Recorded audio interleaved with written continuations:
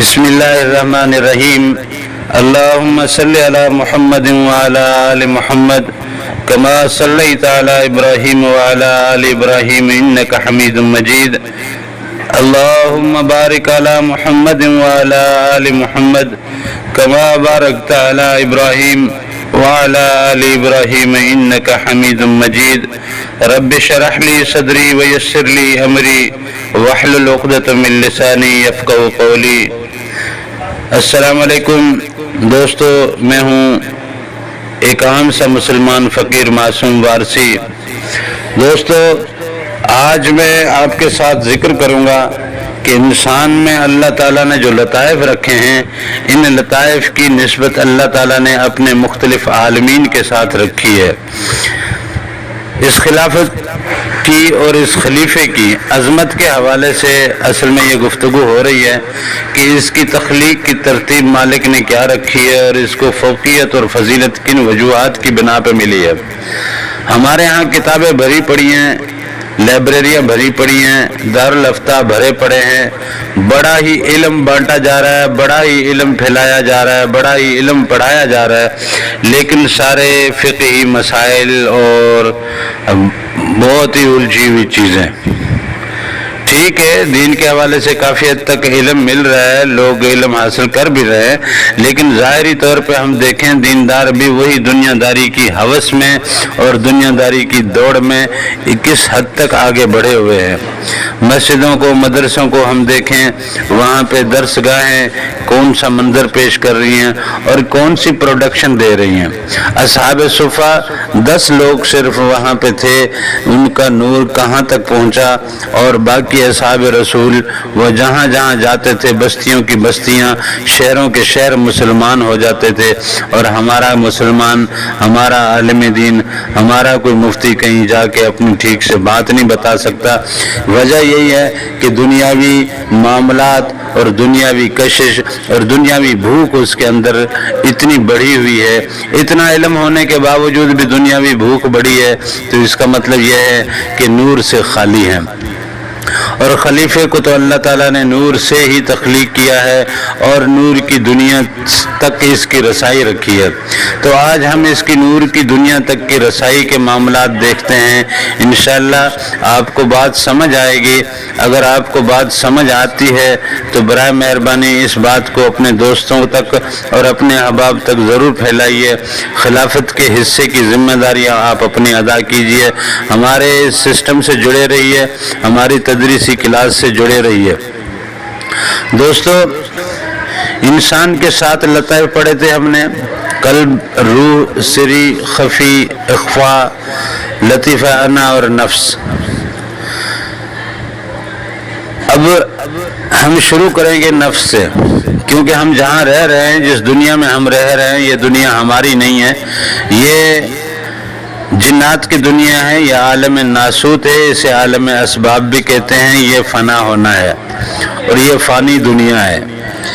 اس پوری دنیا میں یہ جو جس زمین پہ ہم رہتے ہیں، اور یہ زمین اور یہ سولر سسٹم یا نظام شمسی، اس طرح کے ہزاروں لاکھوں نظام شمسی مل کے ایک ملکی وے گلیکسی بناتے ہیں، اور وہ ہماری گلیکسی پوری کائنات کی سب سے چھوٹی گلیکسی ہے۔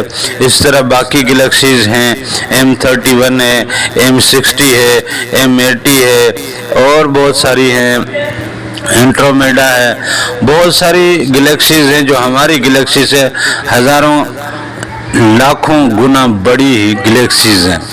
یہ تمام گلیکسیز مل کے کلسٹر بناتی ہیں، پھر یہ اس طرح کے ہزاروں کلسٹر مل کر پھر کہیں جا کے میگا کلسٹر بناتے ہیں، پھر وہ میگا کلسٹر بھی ہزاروں میگا کلسٹر مل کے پھر کوئی سپر کلسٹر بناتے ہیں، وہ پھر سپر کلسٹر مل کے وہ بھی ہزاروں میں سپر کلسٹر ہیں، جو ہمارے ایک انسانوں کی، یہاں سائنسدانوں کی اس دوربین نے جہاں تک کھوج کی ہے، تو انہوں نے ان کلسٹروں کی تعداد بھی گنتی سے باہر کر دی ہے۔ انہوں نے کہا کہ یہ کلسٹر جو سپر کلسٹرز ہیں وہ ہماری گنتی میں نہیں آ رہے، بہت زیادہ ہے۔ تو ارب ہا ارب سیاروں ستاروں اور گلیکسیز سے بھری ہوئی یہ کائنات، یہ ساری عالم ناسوت ہے جو کہ نیلے آسمان کے نیچے ہے۔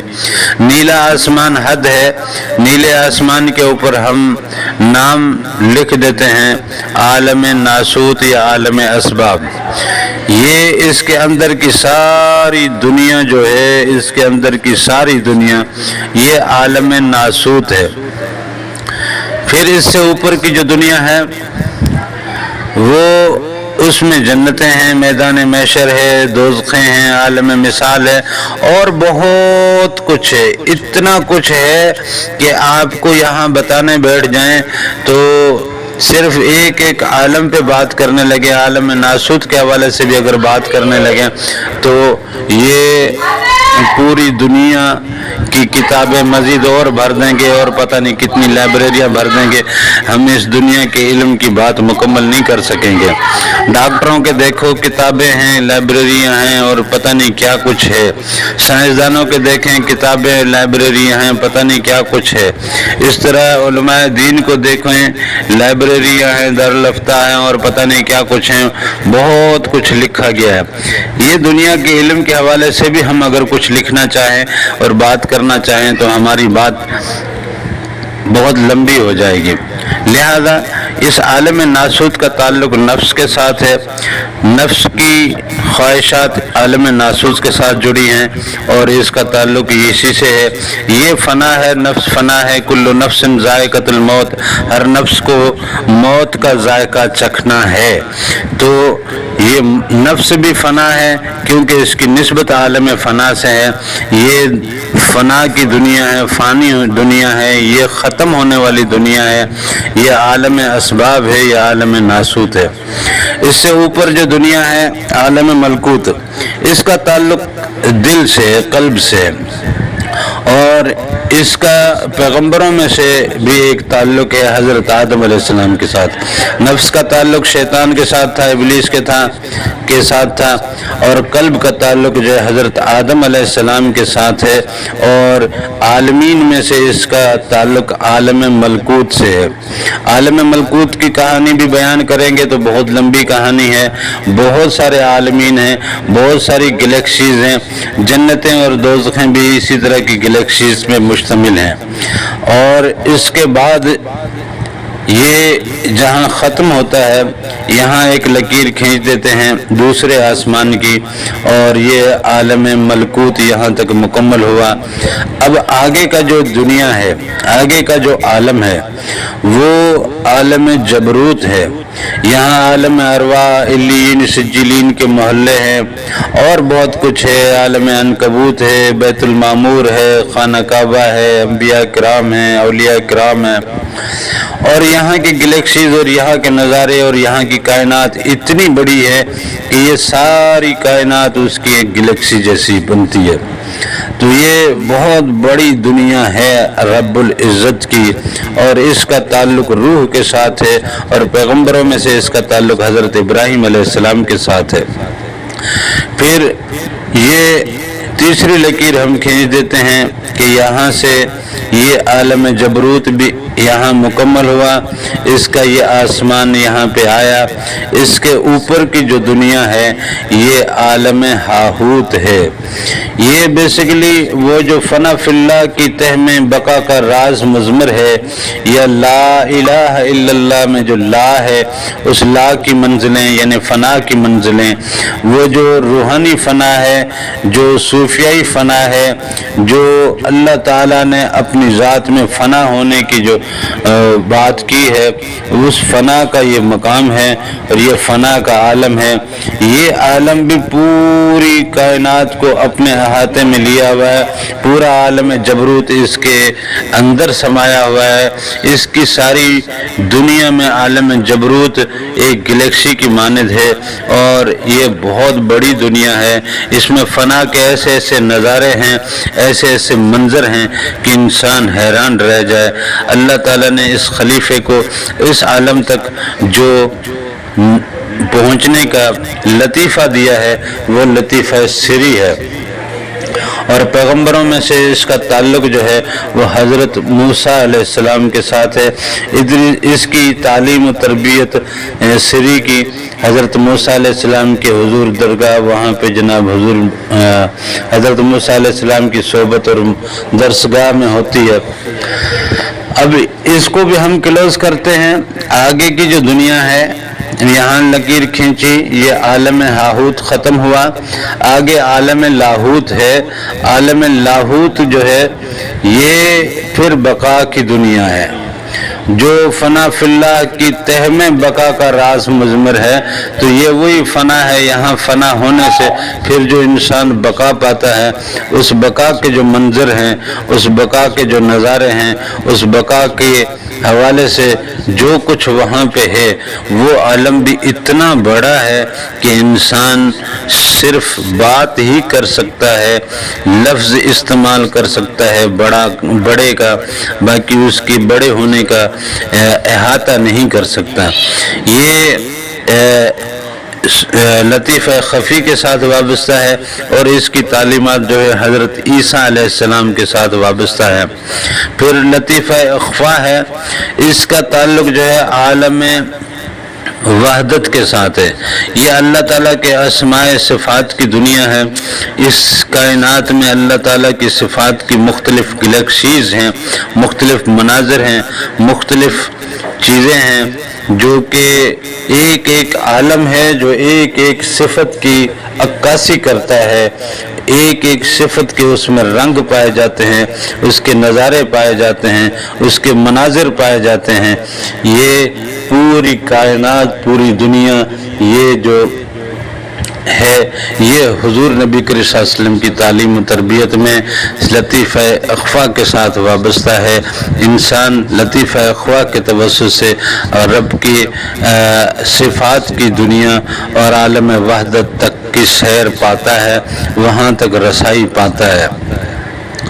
اب آپ اندازہ کریں کہ جب آدمی رب کی ان باطنی دنیاؤں کی سیر کرے گا، جب جنتوں دوزخوں کے نظارے کرے گا، عالم مثال کے نظارے کرے گا، عالم ارواح کے نظارے کرے گا، عالم عنکبوت جہاں اللہ تعالیٰ بادشاہ کی صورت تخت لگا کے بیٹھا ہے، اور وہاں فریادیں ایک فریادی بن کے وہاں حاضر ہوتی ہیں، اور اپنے معاملات اور اپنے درد وہاں بیان کرتی ہیں، اور اپنے حساب سے وہاں اپنے مسائل کے حساب سے وہاں پہ حل مانگتی ہیں اور حل لیتی ہیں۔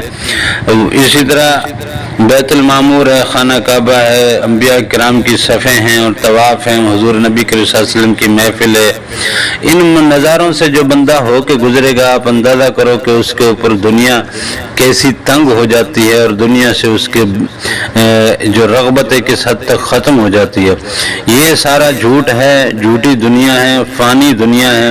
اس فانی دنیا کے عکس میں نفس نے ہمیں اس میں جکڑا ہوا ہے، لیکن نفس کی قید سے نکل کے باقی لطائف میں جب ہم پہنچتے ہیں تو وہ لطائف ہمیں جب اوپر کی سیر کراتے ہیں، رب کی دنیا کی سیر کراتے ہیں، فنا اور بقا کی سیر کراتے ہیں، رب کی صفات الہیہ کی سیر کراتے ہیں، تو بندے کو پھر دنیا سجن المومن والی مثال حضور نبی کریم صلی اللہ علیہ وسلم کی حدیث حقیقت بن کے سامنے آتی ہے۔ اب یہاں بھی لکیر کھینچ دی، اس سے اوپر کی اب جو دنیا ہے، یہ عالم احدیت ہے، اس کا تعلق لطیفہ انا کے ساتھ ہے۔ یہ اللہ تعالیٰ کی ذات کی دنیا ہے، یہ اللہ تعالیٰ کی ذاتی دنیا ہے۔ اب بتاؤ، فنفذوا لا تنفذون، کہیں سے بھاگنا بھی چاہو تو بھاگ کر دکھا دو، کہیں اپنے آپ کو اس رب کی ربوبیت سے، اللہ کی الوہیت سے نکلنا چاہو تو نکل کے دکھا دو۔ اگر نہیں نکل سکتے ہو تو پھر بتاؤ، اس رب کے آگے، اس رب سے اپنا عشق اور اس سے اپنی محبت اور اس کے حضور سجدہ ریز ہونے میں کیا آر ہے تمہیں؟ اتنی بڑی کائنات، اتنی بڑی تخلیق، اتنی بڑی ربوبیت، اتنی بڑی خدائی، اتنی بڑی اللہ تعالیٰ کی اس قدرت میں آپ اس کے خلیفے بن کے جب یہاں آئے ہو تو آپ کی رغبت دنیا تک محدود کیسے رہ گئی؟ آپ کے شوق دنیا تک محدود کیسے ہو گئے؟ آپ کی بھوک دنیا تک محدود کیسے ہو گئی؟ آپ کی ضرورتیں دنیا تک محدود کیسے ہو گئیں؟ آپ کا علم دنیا تک محدود کیسے ہو گیا؟ آپ کی زندگی کا محور دنیا تک محدود کیسے ہو گیا؟ یہ ساری چیزیں سوچنے والی ہیں۔ اپنے آپ میں سوچئے، اپنے آپ سے پوچھئے، اپنی ذات کو جگائیے، اپنے لطائف کو جگائیے اور ان عالمین کی سیر پائیے۔ رب کی اس کائنات میں آپ اپنی خلافت کو پہچانیے، اور خلافت کے منصب پہ فائز ہونے کے لیے کیا کرنا ہے، قلب کیسے بیدار ہوگا، کیسے نور پیدا ہوگا، کیسے پرواز ملے گی، وہ قلب سے پھر روح کیسے بیدار ہوگا، پھر باقی لطائف کیسے بیدار ہوں گے، باقی عالمین کی سیر کیسے ہوگی، اور یہ آگے کی کہانی کیسے بنتی ہے، یہ انشاءاللہ اگلے سیشن میں گفتگو کریں گے۔ آج کے لیے اتنا ہی کافی ہے۔ بس آپ سے درخواست ہے کہ آپ ہمارے اس تدریسی سیشن کے ساتھ جڑے رہیے، اور انشاءاللہ آپ کو وہ باتیں، وہ راز، وہ کہانی آپ کے سامنے پیش کریں گے جس کی وجہ سے اس انسان کو پوری دنیا میں اشرف اور پوری دنیا میں ممتاز بنایا گیا ہے۔ آمین، جزاک اللہ۔